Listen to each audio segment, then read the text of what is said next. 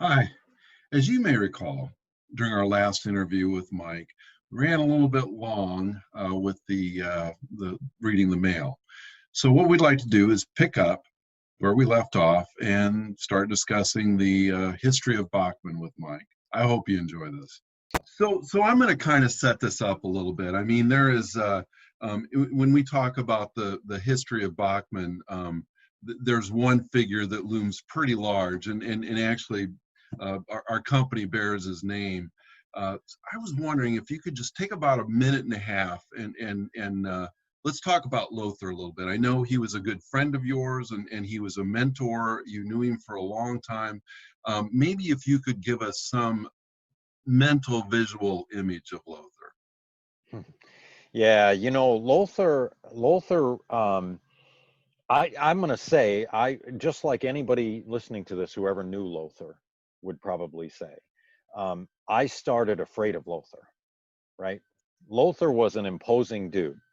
Lothar was, he was a tall guy. He used to call himself the 2 meter man. And then we'd try to remind him, well, 6 feet's not 2 meters. I mean, it's rough, but you're not quite 2 meters.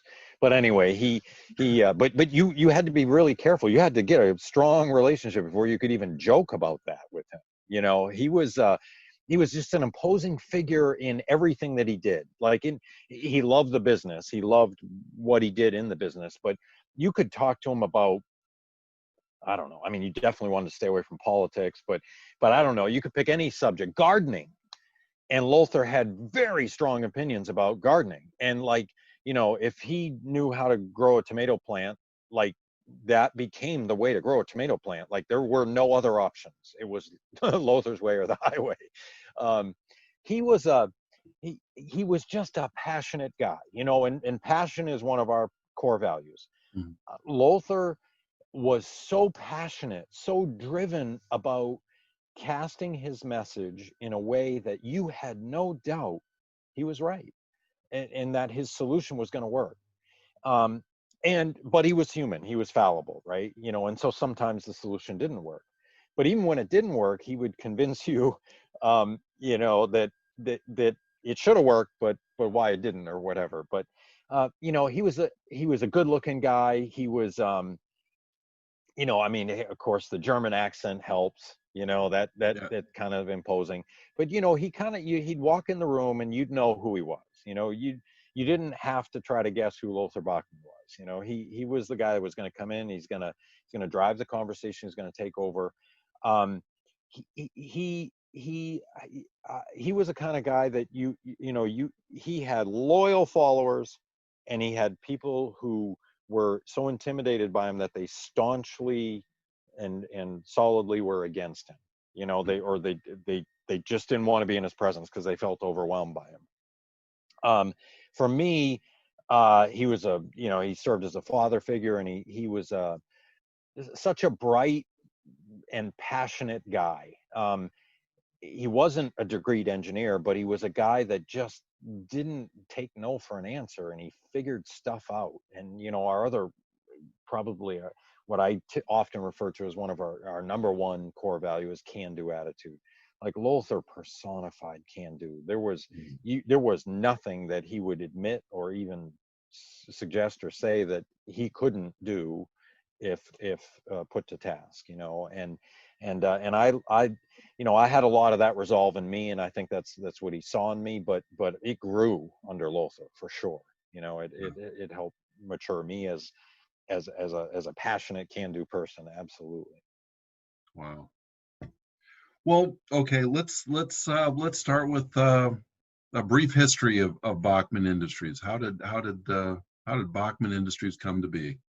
Yeah, so I like to share it because I think it shows a little bit about where that drive and passion that Lothar had came from, and that drive and passion lives in the company today, even though he's long since left the company and has left this earth, right?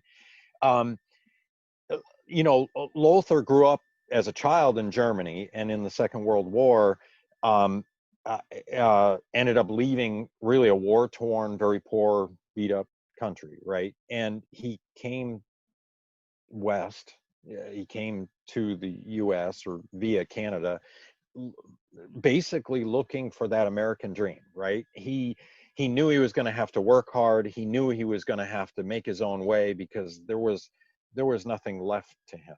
You know, his country had suffered greatly, and so he had to come here and make his own way. And he found his way into Maine. He had connections in the industrial market. He started working for a fabrication company, and soon became their production manager. And again, Lothar probably would have been a hard guy for anybody to harness as, quote, an employee. um, he was just so motivated and so driven and so purposeful and so confident in his ideas and his direction. Um, and so ultimately he decided to go into business for himself and into the manufacturing production. He really started it around expansion joints. He had a connection with a German company called Tubaflex, and an opportunity to start selling Tubaflex branded expansion joints in the United States.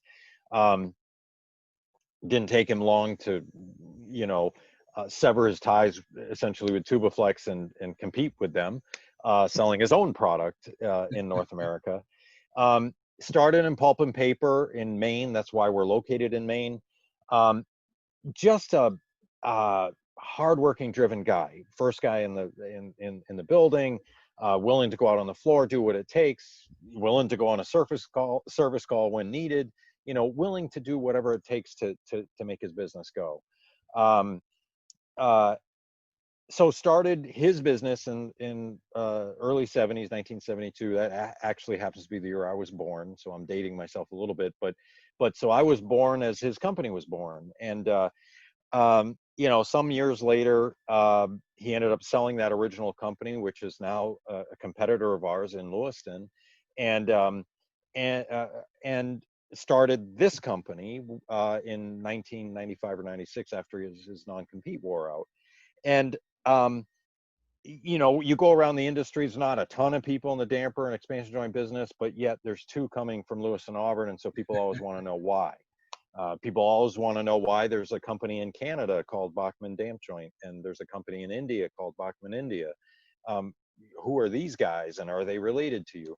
Well, Lothar was industrious, and he had a world vision, and in his attempt to conquer the world via dampers and expansion joints, he decided to open divisions in Canada. His brother was running one in Canada for him, and he opened a division in India at the same time. And in the, you know, Indian culture, the primary ownership had to be by an Indian fella. So Lothar had a secondary ownership in that, and so when he sold the company and then ultimately started this new company, those divisions sort of went with it, but it all sort of came apart.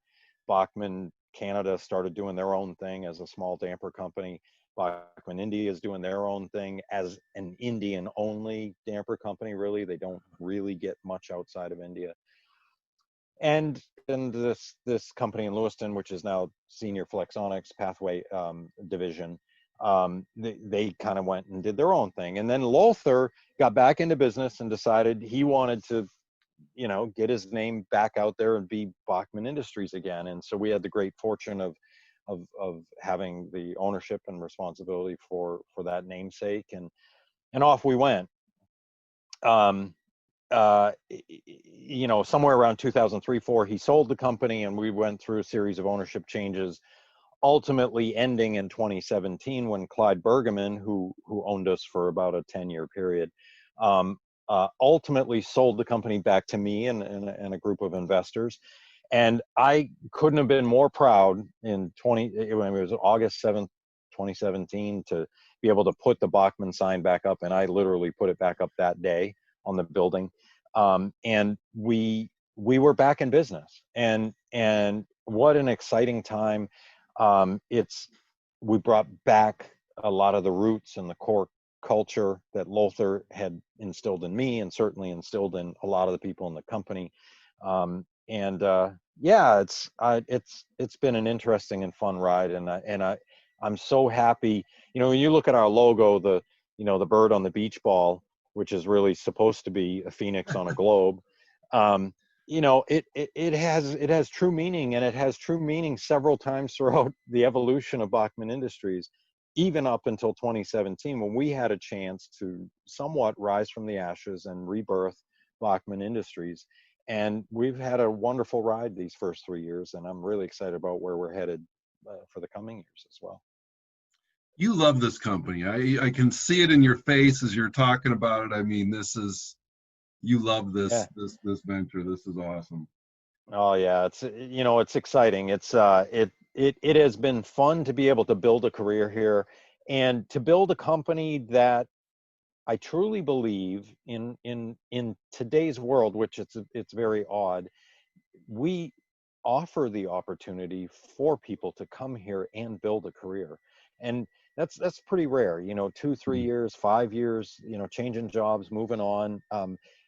We're trying to structure this thing as a family business, and as an opportunity for people to be able to grow here. And if they reach a ceiling and their growth can go beyond this, boy, there's nothing more than I want than a whole bunch of former Bachman people out there running super successful companies, maybe not competing with us, right? That wouldn't be a good thing, but certainly just growing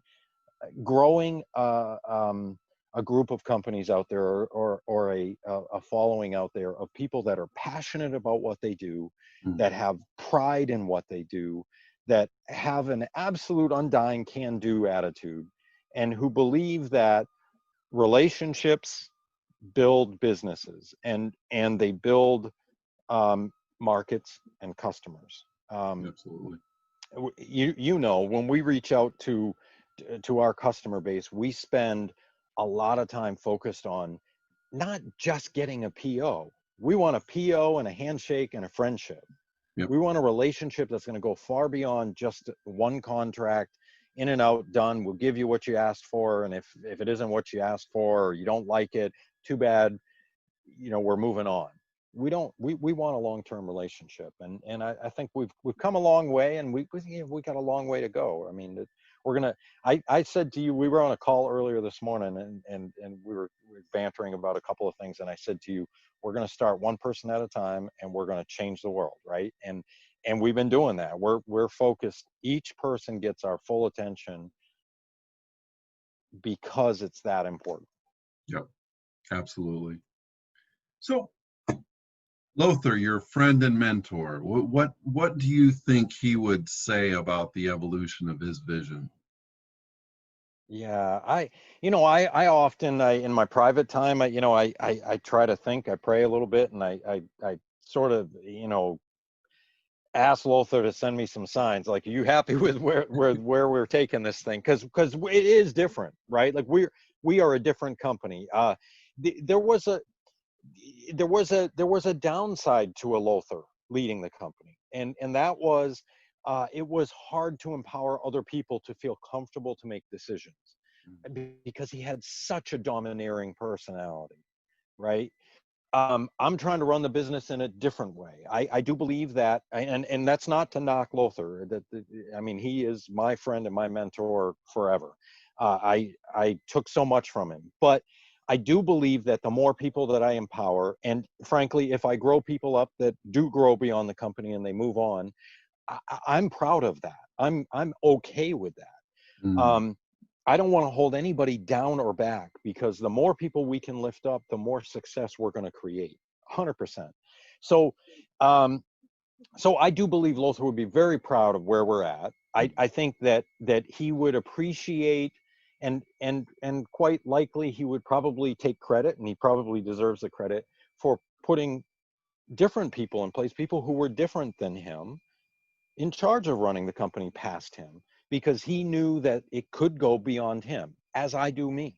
I This is by no means, you know, got this ultimate vision that's ultimately, mine, and that's the best it'll ever be. There'll be people who are, and there are people in the company that are every day bringing new ideas, new thoughts, and new vision that I can't think of, that I don't think of, that are causing this company to go beyond anything I could have ever envisioned it to be too. And so that's what we love and is exciting about it. And I know this is a rep focused video series primarily.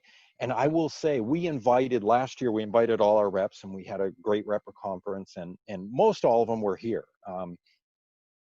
We invited them to be part of our family, part of our cult. I don't know, whatever you want to call it, right? It's a serious and real thing for us. I truly appreciate and value their input and their feedback, because they will help grow our company as we will continue to help grow their companies. And you know, I think that we can support and empower each other. I think that these types of things, these video series and other things, are ways for us to continue to strategize and think, push ourselves to think outside the box, gain insight into one another and how we communicate and how we think. And now I'm starting to ramble a little bit, but I love the business, and I am certainly passionate about it. Hi, just as anticipated, we went a little bit long with the history of Bachmann Industries. So what we're going to do is we're going to resume in the next segment with Bachmann's core values. Hope you rejoin. Thanks a lot.